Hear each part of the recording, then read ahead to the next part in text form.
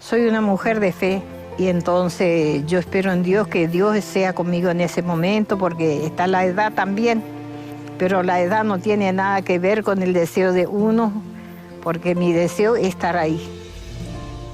Bien, ahí veíamos este tráiler de Los sueños de Elma, historia de una madre de Malvinas, un documental realizado por Miguel Monforte en el año 2023 y que hoy Miguel nos va a estar contando un poquito de cómo se fue realizando toda esta producción y además de que hoy se va a estar dando. Así que le damos la bienvenida a Miguel Monforte. ¿Cómo estás? Hola Agustina, muy bien, muchas gracias por el contacto. No, por favor, gracias Miguel por estar con nosotros. Hoy me siento un poco evaluada, digamos, por vos, porque bueno, has sido mi profesor y has dejado una huella muy importante también en mi formación como periodista. Bueno, para mí no te sientas evaluada y para mí siempre es una alegría ver cómo quienes habían iniciado en algún momento aquella ilusión estudiando periodismo, comunicación, bueno, hoy pueden estar en los medios. La verdad, eso para mí siempre es una gran felicidad. Qué lindo, Miguel. Bueno, acá te presento a mi compañera Florencia Fogolini. Bueno, es un placer. Y a Diego Pargamen, que hoy nos está acompañando en el programa. Hola, ¿cómo le va? Un gusto. Muy bien, un gusto chicos. Bueno, recién veíamos este tráiler, ¿no? De Elma Peloso, que perdió a su hijo Gavino en la Guerra de Malvinas. Este joven que fue lamentablemente en un principio sepultado como un soldado solo conocido por Dios. Y que bueno, después de 37 años haciendo todo un trabajo desde la Fundación No Me Olvides y desde todas las personas que fueron poniendo su granito de arena para poder reconocer a estos caídos, vos te fuiste involucrando ya hace unos años en toda esta temática. Yo te quería preguntar cómo fue que a vos te surge esta necesidad de acompañar estas historias. Esto empieza muchísimo antes, en realidad cuando yo arranco hace muchísimos años a estudiar cine en Mar del Plata, que no había escuelas, había las posibilidades que teníamos hace 38 años atrás, era hacer cursos, talleres con un poquito de suerte y empezar también a hacer un camino independiente. Y yo había hecho de chico retomé atletismo después que terminé el secundario. Y ahí en ese grupo encontré justamente dentro del Club Kimberley a un muchacho que hacía salto, era uno de los grandes saltadores de Mar del Plata, Enrique Quique Cabral, y él había estado en Malvinas. Así que bueno, de a poco, más allá de entrenar en equipo, el atletismo tiene también su parte individual. Entablábamos relación, digamos, charlando en la pista, en los momentos que se entrenaba o que se distendía un poco el entrenamiento, y ahí en un momento le propongo hacer un documental sobre él y Quique me dice, esto estamos hablando de años 90, 91, me dice, no, yo no quiero hablar de mí, pero si querés vamos al centro de ex soldados combatientes y ahí hacer tu propuesta a ver qué les parece a todos. En ese momento el centro tenía una formación muy reciente y la verdad que era un grupo extraordinario. En ese momento tenían en plena desmalvinización una gran desprotección y entre ellos mismos se contenían. El centro había surgido a partir de instancias, digamos, donde algunos padres, sobre todo José Burride, que también había perdido a su hijo en la guerra, les dijeron que se tenían que empezar a unir porque evidentemente el Estado no iba a hacer nada por ellos.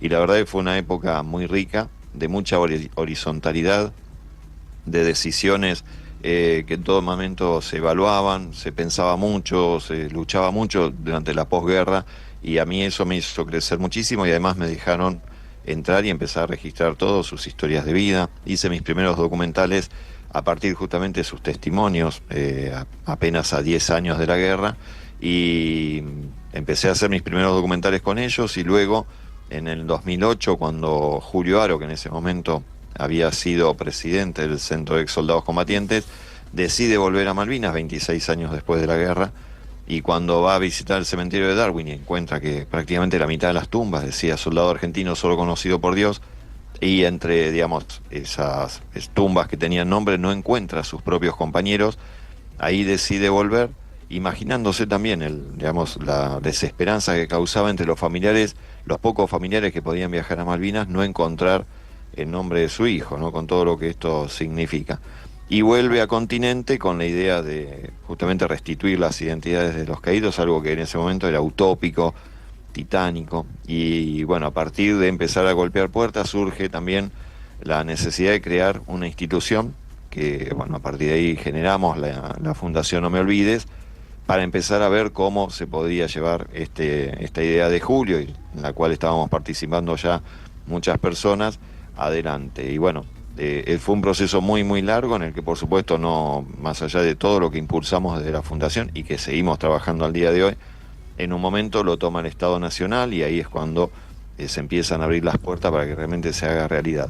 Y en el medio, como teníamos tantas dificultades, yo decido empezar a hacer un documental. El primero fue Héroe Corriente, para mostrar el trabajo que estábamos llevando adelante y además la necesidad de los familiares. No era la idea solamente de veteranos de guerra o de vecinos con buena intención, la restitución de identidades, sino que esos familiares, sobre todo las madres, ¿no? Las madres y los padres, que durante más de 30 años habían silenciado su necesidad, por supuesto esa necesidad no estaba sepulta, no estaba justamente viva, de saber dónde estaban sus hijos. Había muchas fantasías al respecto. Muchos decían que no estaban sus nombres porque estaban prisioneros, otros les decían que estaban en un neuropsiquiátrico, o sea, era horroroso lo que habían atravesado. Así que a partir de ahí empezamos también a documentar esa necesidad y bueno, llegamos, digamos, a la fecha con varios trabajos que yo dejé atrás ya hablar de la guerra en sí, sino que sobre todo en mis últimos trabajos que tienen que ver con Malvinas hablo mucho de la posguerra, sobre todo lo que pudimos llevar adelante con la Fundación No Me Olvides. Claro. Y con respecto a esto que vos mencionabas recién de las dificultades, ¿cuáles fueron particularmente esas dificultades que mencionás?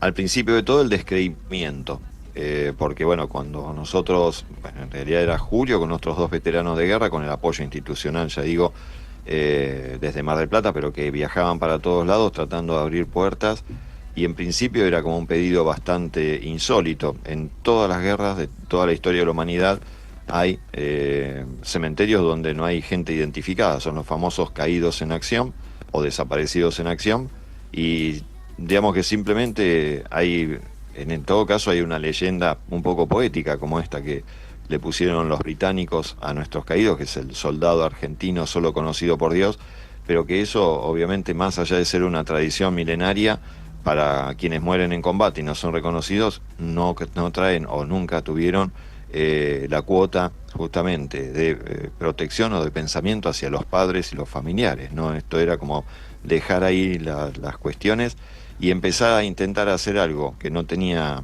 antecedentes, generaba muchas dudas.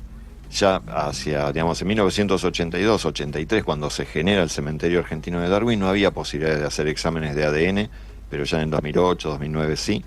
Y el equipo de antropología forense argentino, que es el mejor del mundo, nos decía, sí, se puede hacer, pero esto hay que lograr que los gobiernos de Argentina y Gran Bretaña, que siempre han estado enfrentados, se pongan de acuerdo. Y empezaban también a haber mucha gente que nos miraba de reojo diciendo, bueno, ¿cuál es el interés real? Y el interés real era justamente la restitución de identidades y que las familias terminen de cerrar su duelo y que, en todo caso, una vez que se empezó a marchar, más allá de todas las desconfianzas, los palos en la rueda, sinceramente también hubo mucha gente que creyó en el proyecto, sobre todo muchos familiares de caídos, y a partir de ahí se pudo poner en marcha. Pero digamos que el proyecto, aun cuando muchas veces llegó a las altas esferas, estuvo cajoneado, bueno, por distintos intereses que fueron ajenos a nosotros, pero por suerte pudimos encontrar mucha gente en el camino que también nos fue ayudando, ¿no? Cuando trabajás, por ejemplo, en un proyecto tan grande tan relevante como es este, ¿cómo muestran todo? ¿Hay parte que no muestran de la historia? ¿Cómo organizan todo eso? Ahí aparece, bueno, justamente mi rol de realizador audiovisual. Yo tengo cientos y cientos de horas filmadas y conservadas de archivo desde 1991 en adelante, ¿no? Y todo eso en realidad conforma un bagaje que es un problema, porque después obviamente uno no puede mostrar todo eso, sino que te tiene que buscar en algunos momentos determinados cuál es el tema central que quiere abordar y a partir de ahí empezar a buscar el material que vale la pena desde esa documentación y cómo generar un material nuevo. Y sobre todo, bueno, en mi caso yo trato de hacer documentales que son un poco híbridos. Trato de que sean siempre muy bien informativos, es como un defecto mío, por decirlo, o puede ser una virtud, pero termina siendo, no es un producto ni televisivo ni estrictamente cinematográfico. Y a lo que apunto es siempre a mostrar hechos. En nuestro caso, bueno, siempre hablamos de la historia, más allá de que muchos de los protagonistas están vivos, pero entonces la documentación es sobre hechos, sobre cosas que realmente han sucedido, y trato de que sea lo más transparente posible. No hay retoma en esto, no voy atrás, voy con la cámara tipo noticiero, generalmente solo o con un equipo muy reducido, voy captando la realidad y a partir de ahí también se va formando una suerte de guión. Y siempre lo que trato es de ver cómo se puede acotar, porque evidentemente si se ponen muchos temas en 70, 80 minutos, puede ser muy confuso. Así que si bien se abren siempre ciertas ventanas, hay que volver, o trato de volver, digamos, al eje central para seguir contando historias de vida. En definitiva, lo que se va logrando es que creo que la transparencia de lo que yo muestro se nota a través de mostrar historias de vida.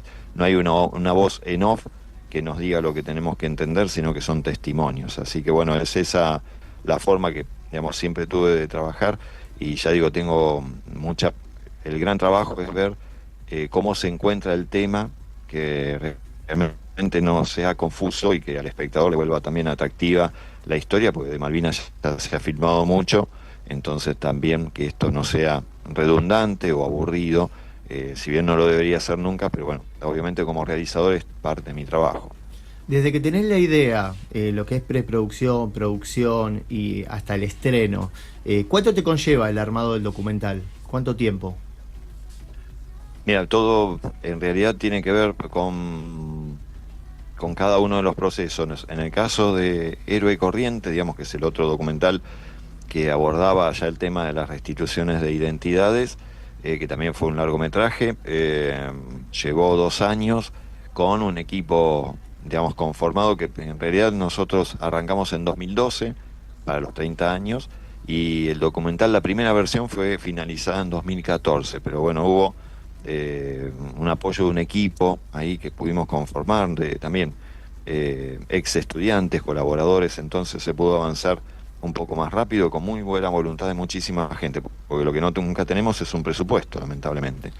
Pero también, no obstante eso, y siendo una producción independiente, que después pudo entrar en circuitos profesionales, pero bueno, todo eso es como un esfuerzo aparte de producción, el proceso siguió avanzando, así que Héroe Corriente tuvo 3 finales distintos. La última versión es de 2017, con la primera restitución de identidades, donde aparece ya finalmente la identidad de Gabino Ruiz Díaz, pero en el medio hubo 2 versiones donde no se llegaba a mostrar eso, porque en el proceso todavía no se habían logrado los exámenes de ADN como correspondían. Y luego hicimos un trabajo de animación, pero solamente de unos 3 o 4 minutos para la Universidad Nacional de Mar del Plata. Eso fue un trabajo hecho, digamos, entre 3 personas prácticamente, y participó muy activamente Juan Carlos Cuatordio, un gran animador e ilustrador de la ciudad, y ese trabajo lo sacó él prácticamente, digamos, con su gran capacidad, en apenas 2 meses, pero bueno, estamos hablando de un producto de solo 3 minutos. Y en el caso de Los Sueños de Delma, tiene imágenes de hace 10 años, nosotros venimos visitando a Elma Peloso hace más de 10 años, y en este caso hay imágenes que corresponden a esas primeras visitas, pero el proceso final lo pude hacer durante los últimos 3 años, digamos, desde el 2020, que pudimos viajar con ella a las islas, hasta el 2023, el momento de estreno. Me ayudó, digamos, entre comillas, la pandemia, que me permitió quedarme en casa para poder editar con tranquilidad, ¿no? Entonces ahí pude dedicarle muchas más horas, con más tranquilidad, y no en los momentos en los que uno tiene libre con el trabajo. Esa falta de continuidad también conspira para que los proyectos salgan adelante en menor tiempo. Y teniendo tantas historias, ¿no?, que contar sobre este evento histórico, ¿qué los llevó a centrarse en la historia de Elma? Particularmente porque fue la primera mamá que confió en este proyecto. Nosotros, cuando arrancamos con todo esto desde la Fundación No Me Olvides, teníamos la certeza que a nosotros nos interesaba. Nos habían ayudado los británicos también a 2 cosas. Primero, a entender, esto fue en un viaje de intercambio, digamos, sobre estrés postraumático, de guerra que hizo Julio Aro junto con otros 2 veteranos de guerra de aquí de la Argentina, y los británicos hicieron mucho hincapié que más allá del estrés propio, había que ayudar mucho a los padres y madres de caídos. Ahí aprendimos que no era solo el 2 de abril que había que convocarlos, sino estar atentos a que ellos estaban sin ningún tipo de protección, aún más que los veteranos de guerra. Y luego, también cuando, digamos, Julio regresa con información muy importante, que es el coronel británico Geoffrey Cardoso, quien después de finalizada la guerra va a las islas y crea el cementerio de Darwin. Había hecho un informe muy completo, aún con muchos detalles de quienes no pudo identificar en ese momento, porque a los cuerpos que iba encontrando, como no tenían la correspondiente chapa identificatoria militar, que uno no va a la guerra, digamos, no va al combate con el documento, sino con esa chapa identificatoria, el soldado que no la tiene aparece sin ningún tipo de identidad, por más que tenga por ahí una serie de papeles. Por ejemplo, podía aparecer un soldado argentino con 10 cartas al nombre de alguien, ¿no? Aparece el cuerpo de Miguel Monforte con 10 cartas encima de Miguel Monforte, pero eso no da seguridad que digamos que esa persona sea Miguel Monforte, porque pueden ser cartas prestadas. Entonces, esa falta de veracidad, digamos, hizo que Cardoso, de cada uno de los cuerpos que encontraba sin la chapita identificatoria, le tomara todos los datos posibles: cómo era el uniforme, dónde lo encontró, si tenía alguna seña particular, alguna herida, o herida no de combate, sino alguna marca previa, si tenía justamente entre sus ropas determinados objetos, algo que a futuro sirviera, porque por ahí los familiares decían, bueno, cuando recibieran ese informe, era fulano de tal porque tenía tales cosas. Pero bueno, ese informe nunca llegó al país, es decir, llegó, pero lo que hizo la Junta Militar en ese momento fue decidir no darle ninguna importancia. Así que bueno, lamentablemente se perdieron muchos años, pero ese informe sí llega a la Argentina, lo podemos hacer traducir en el 2008, y a partir de ahí aparecen algunos datos, y el primero que aparece es justamente un número que Cardoso anota, que un soldado tenía entre sus ropas en un papelito. Y cuando uno de los veteranos de guerra mira bien esa traducción, dice, esto es el número de un documento. Y ahí descubrimos que posiblemente era Gabino Ruiz Díaz. O sea, había un soldado que tenía un numerito anotado con lapicera simplemente, y él, muy consciente, ese muchacho antes de fallecer había anotado su número sin tener la chapa identificatoria, y a partir de ahí pudimos rastrear a su mamá en Corrientes, Elma Peloso, y se la empezó a visitar, pero sin decirle todavía del proyecto. Elma tenía muchas necesidades, su marido tenía una ACV, ellos viven en el campo, entonces hacíamos colectas y le alcanzábamos cosas que necesitaban, inclusive hasta una cama ortopédica, etcétera. Y recién en el tercer viaje se le preguntó a Elma si ella estaba de acuerdo en que con un examen de ADN se avanzara con un proyecto que todavía, digamos, no teníamos la certeza que se pudiera hacer, pero queríamos saber si a los padres les interesaba, y ella dijo que sí. Pero bueno, con el transcurso de los años se logran las restituciones. A la fecha llevamos 121 héroes reconocidos, nos restan solamente 5, pero Elma y digamos muchos familiares han podido viajar, sobre todo con vuelos multitudinarios que organizó el gobierno nacional con la ayuda del empresario Eduardo Eurnequian. Pero Elma, en el transcurso de todo esto, perdió sus 2 piernas por diabetes, entonces no podía viajar, digamos, en un vuelo común. Entonces fue prácticamente una de las últimas mamás que pudimos llevar haciendo una campaña y pagándole un vuelo privado a las islas. Así que bueno, esa es la historia de Elma, mostrar cómo fue la primera mamá que confió en un proyecto y tardó más que todo el resto para poder cerrar su duelo. Así que es parte de lo que se muestra en el documental. Sí, justamente eso es lo que quería destacar también de la historia que vos llevaste adelante con esta realización audiovisual, de cómo generás que el otro, a través de un tráiler, simplemente ya vaya sintiendo estas emociones, y lejos de entender completamente el sentir de esa persona, porque bueno, nosotros no lo hemos pasado.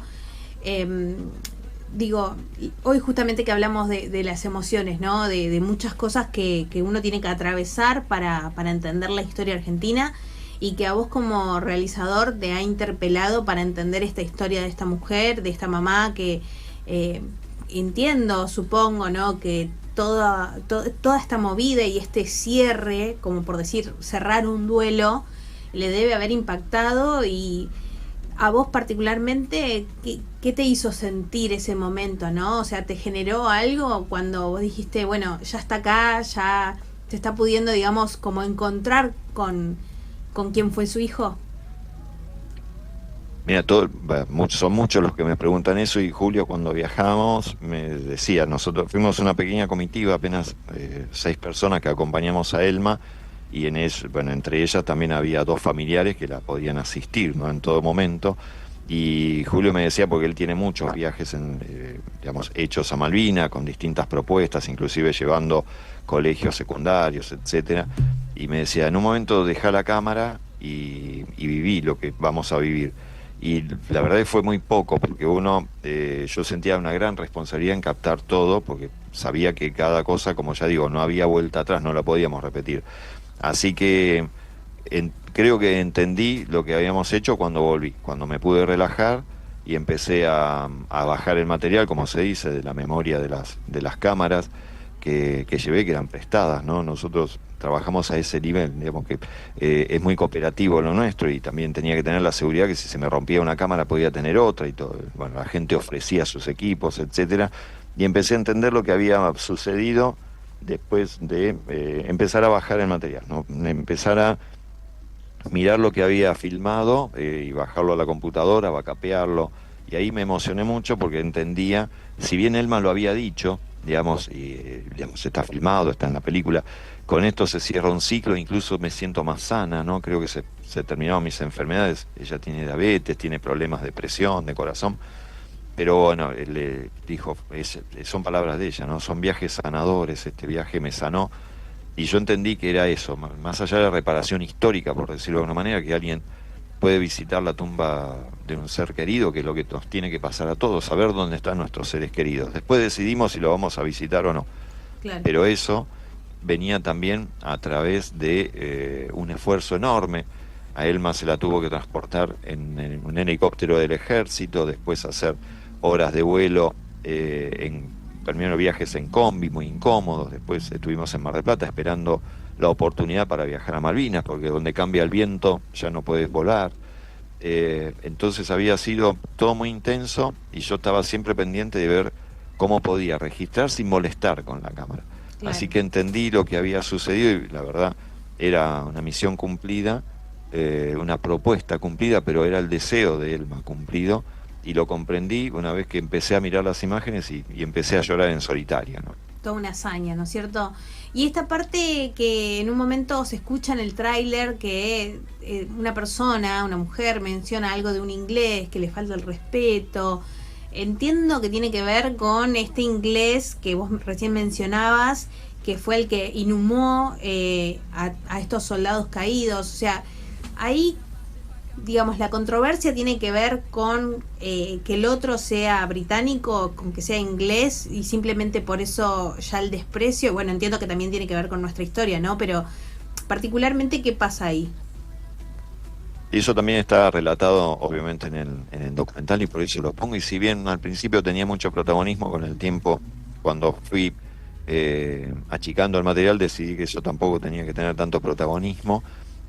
Como decía, al finalizar la guerra, bueno, esto también tiene que ver con, digamos, con cuestiones que uno desconoce, ¿no? Cuestiones militares. Una vez que se termina una guerra, los vencedores envían tropas frescas, porque el estado de excitación que puede quedar entre quienes vencieron pueden tomar represalias contra los prisioneros. O sea, hay que mandar gente nueva, gente que no haya atravesado la guerra, para poner paños fríos y empezar a reorganizar todo, cosa que nosotros desconocíamos, ¿no? Todas estas cosas, porque por suerte no tenemos ese tipo de guerras, y los ingleses se la pasan combatiendo lamentablemente en todos lados. Así que tienen muchos protocolos, muy comprobado.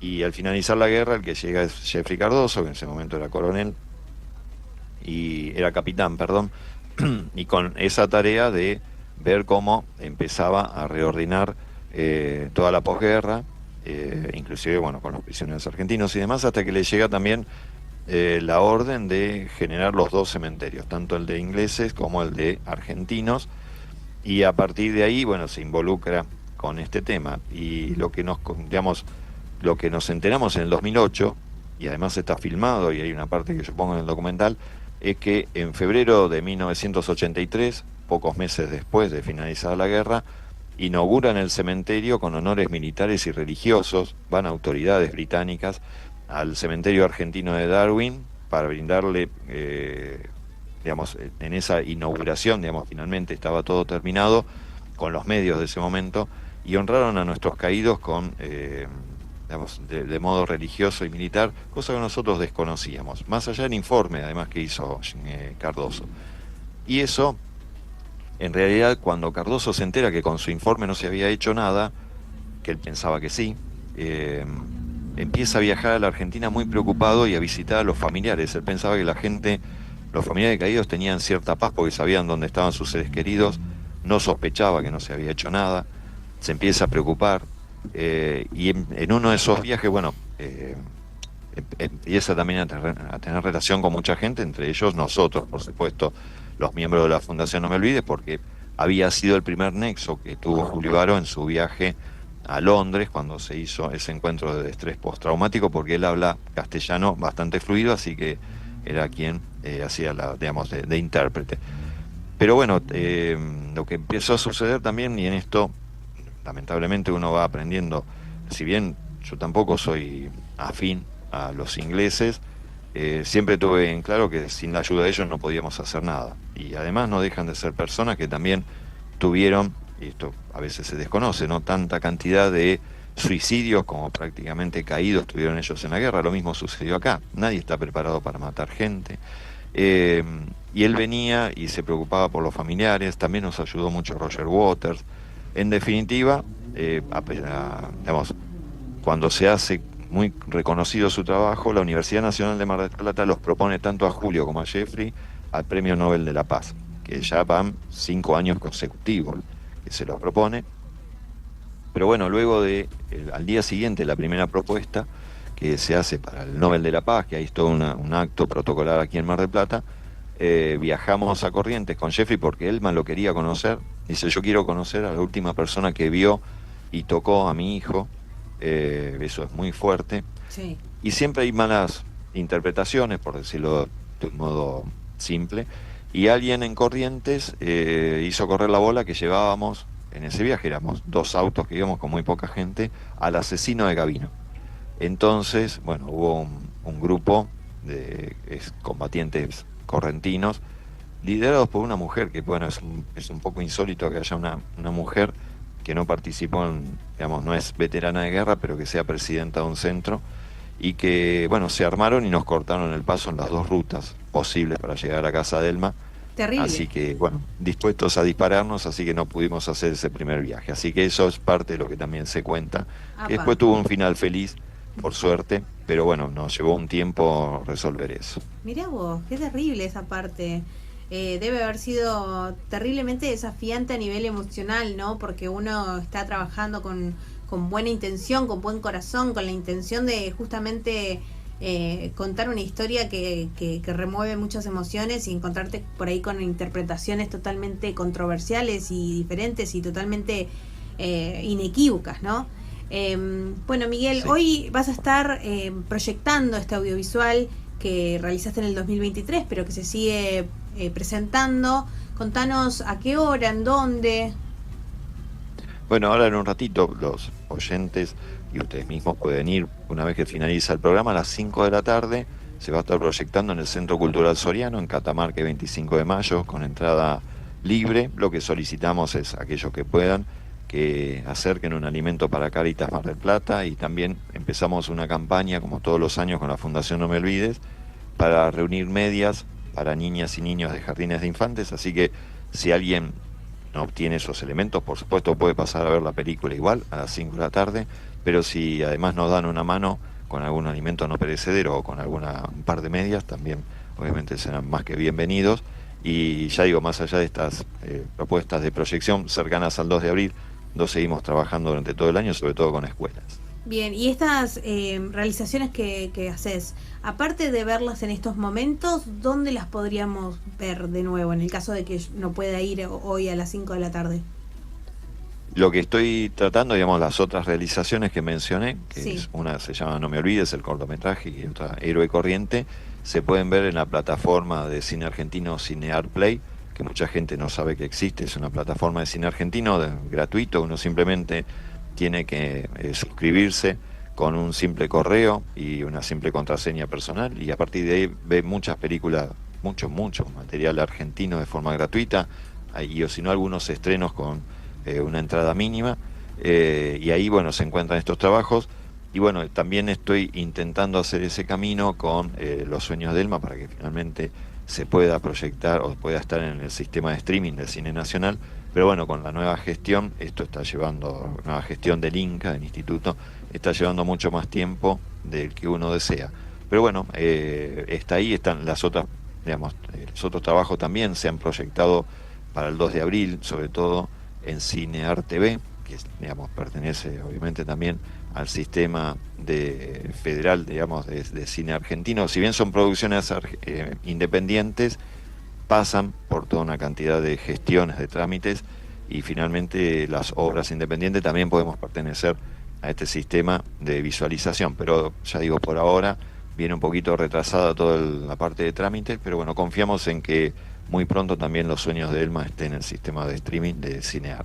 Muy bien, bueno Miguel, te felicito por todo este trabajo que de manera independiente, como recién contabas, seguís haciendo, seguís produciendo, seguís dándole todo tu conocimiento y tu ejercicio profesional. Me encantaría poder seguir charlando, pero lamentablemente el tiempo vuela, así que en esta oportunidad te agradecemos nuevamente por tu tiempo, deseamos que esto llegue a más personas y estamos en contacto para una próxima vez. Bueno, muchísimas gracias a ustedes. Como siempre decimos, de la Fundación No Me Olvides, los medios son importantísimos porque nos ayudan muchísimo a difundir lo que hacemos, y sobre todo colaboran en muchísimas campañas, e inclusive han ayudado mucho en que la gente se entere de lo que estamos haciendo, y a partir de ahí tengamos datos para lograr los contactos de familiares, para seguir, en este caso, restituyendo identidades. Así que muchísimas gracias a ustedes. Te mandamos un beso grande. Hasta luego. Igual. Hasta luego. Bueno, ahí lo despedíamos a Miguel Monforte, realizador, investigador y docente audiovisual, que bueno, dedica de manera independiente, de mucho corazón y mucho esfuerzo, su profesión a contar estas historias que, como él decía, son más bien posguerra, y que bueno, mueven muchos corazones, ¿no? Y más en estas fechas donde por ahí empezamos a homenajear, a revisar la historia argentina. Ahora sí, Flor, ¿querés que cortemos un poquito de esto? Dale. Con algún temita? Con este mood vamos a levantar un poquito la tarde.